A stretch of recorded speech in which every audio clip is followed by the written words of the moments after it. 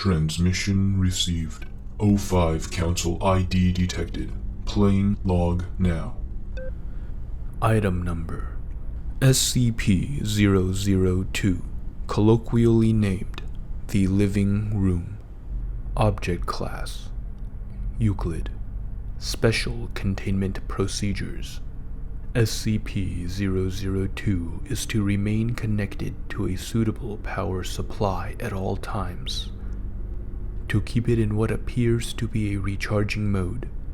In case of electrical outage, the emergency barrier between the object and the facility is to be closed, and the immediate area evacuated. Once facility power is re-established, alternating bursts of X-ray and ultraviolet light must strobe the area until SCP-002 is reaffixed to the power supply and return to recharging mode. Containment area is to be kept at negative air pressure at all times.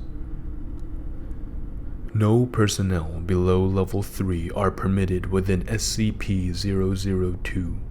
This requirement may be waived via written authorization from 2 off-site Level 4 administrators.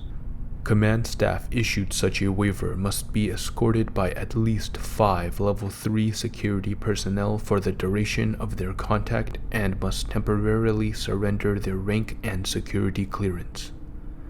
Following contact, command staff will be escorted at least 5 kilometers from SCP-002 to undergo a 72-hour quarantine and psychological evaluation. If deemed fit for return to duty by psych staff, rank and security clearance may be restored when quarantine expires.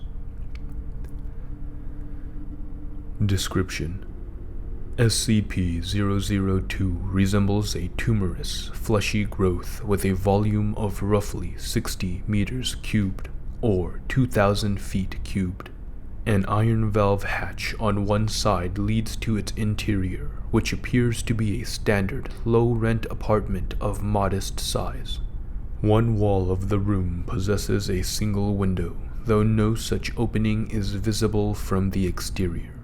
The room contains furniture which, upon close examination, appears to be sculpted bone, woven hair, and various other biological substances produced by the human body. All matter tested thus far show independent or fragmented DNA sequences for each object in the room. Refer to the Mulhausen Report. Cross-reference Document 00.023.603 for details related to object's discovery. Reference: to date, subject has been responsible for the disappearances of 7 personnel. It has also, in its time at the facility, further furnished itself with 2 lamps, a throw rug, a television, a radio, a beanbag chair, 3 books in an unknown language, 4 children's toys, and a small potted plant. Tests with a variety of lab animals, including higher primates, have failed to provoke a response in SCP-002. Cadavers as well fail to produce any effect. Whatever process the subject uses to convert organic matter into furnishings is apparently only facilitated by the introduction of living humans. View Mulhausen Report. Doc ID 00.023.603. The following is a brief report detailing the discovery of SCP-002. The following is a brief report detailing the discovery of SCP-002.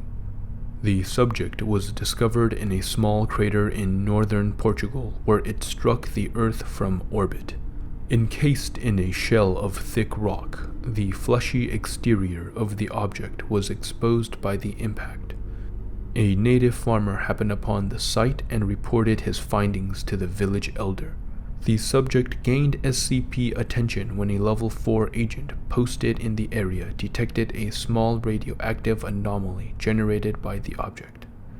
A collection squad of SCP security personnel led by General Mulhausen was immediately dispatched to the area, where they quickly secured the subject in a large container and performed initial tests with subjects recruited from the nearby village. 3 men individually sent into the structure subsequently disappeared. Upon discovering the deadly property of the subject, General Mulhausen issued a Level 4A termination order of any witnesses, roughly a third of the village, to ensure no outside knowledge of the object, and initiated its transport to SCP facility. During preparation for transport, 4 SCP security personnel were inexplicably drawn inside the object, where they too immediately disappeared. Following inspection, it appeared as if the object had grown several new furnishings and was beginning to look like the interior of an apartment room. General Mulhausen immediately ordered the requisition of several Class 3 hazmat suits for the remaining security team members, who proceeded to lift the container onto a waiting freight ship for transport to the SCP containment facility. Following the termination of General Mulhausen, SCP-002 was resecured by SCP staff and brought into special containment, where it currently resides. Staff with clearance below Level 3 have been denied access to the SCP-002 container without prior approval of at least 2 Level 4 staff after the Mulhausen incident. Thank you, O5, for the upgrade. The new audio system should make transmissions much clearer, and the new upload speeds have made the process much easier than before. I am ecstatic over what is to come. I am finally foraying into SCP objects. It is here at the end of these documents that I will get a chance to share my hypotheses. SCP-002 seems to be related to SCP-3994 on the surface, a fleshy growth from space that we hardly understand. Both also have telepathic capabilities. The main difference between the two is that 3994 is more viscous in its base form, whereas 002 is already a flesh growth.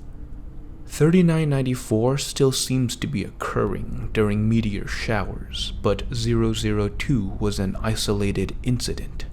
I am sure the Sarkites would be interested in 002, given its ability to incorporate flesh into itself. Imagine the Sarkites feeding 002 with tainted flesh. Imagine what the furniture would be like. What are the odds that 3994 would be able to utilize 002, since both have telepathic capabilities? 3994 could multiply and feed itself to 002, forming a psychic bond and... oh god. 002 could also be a protoform of 2191, where if you give it enough flesh, it could evolve into its next stage, and rather than just producing parts of a living room, it may create tenants. 2191 is a subterranean system that houses what seem to be vampires that bring flesh and living beings back into 2191. It's quite similar to 002. I'm surprised people haven't made the connection yet. That's enough speculating for now.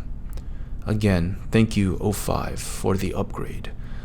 I hope you are pleased with the improved quality of the logs. Dr. Z.